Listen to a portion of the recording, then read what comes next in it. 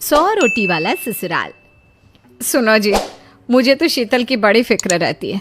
उसका ध्यान तो बस घर के बाहर दोस्तों के साथ घूमने फिरने में ही रहता है। उसे कुछ बोलो तो एक नहीं सुनती। मैं तो कहती हूँ इसकी जल्दी शादी वादी करवा दो, वरना लड़की हाथ से निकल जाएगी। तुमसे ज़्यादा चिंता है मुझे शीतल की शादी की। कल ही वो रामपुर वाले मौसा जी को फ़ोन भी किया था। बता रहे थे एक लड़का है नज़र में, उनका अपना घर है और लड़का भी अच्छा है। अरे तो फिर बस बात चलाओ ना, एक बार देखे तो सही लड़का और घर बार कैसा है। कौन से लड़की की बात चल रही है यहाँ? तुम्हारी शादी की बात चल रही है बेटी। अब तुम्हारी शादी की उम्र हो रही है तो लड़का तो देखना पड़ेगा ना। उफ़ो, मुझे अभी नहीं करनी शादी वादी। ये तो मेरे खेलने कूदने के दिन है।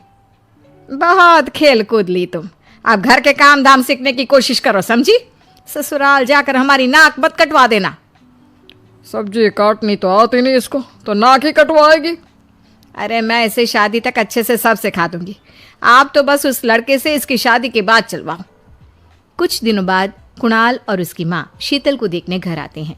कुणाल दिखने में बड़ा ही स्मार्ट होता है, शीतल तो उसे देखती ही रह जाती है।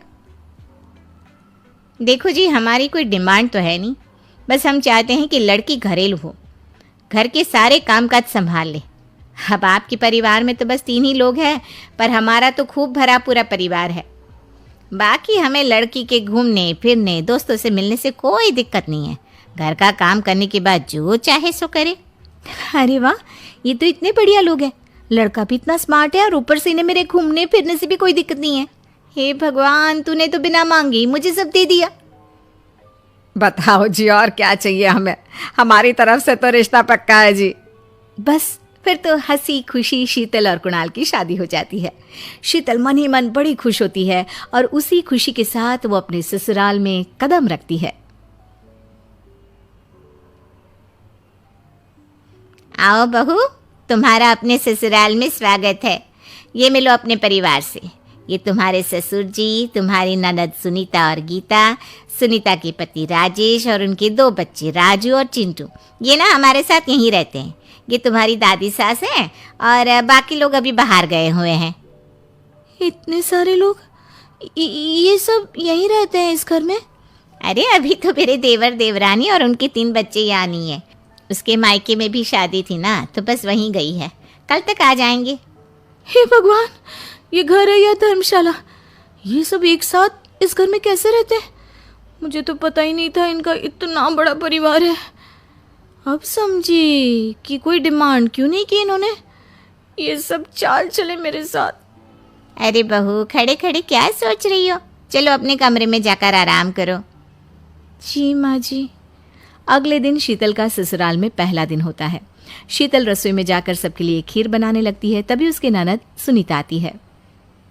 अरे वाह भाभी, आज क्या बना रही हो?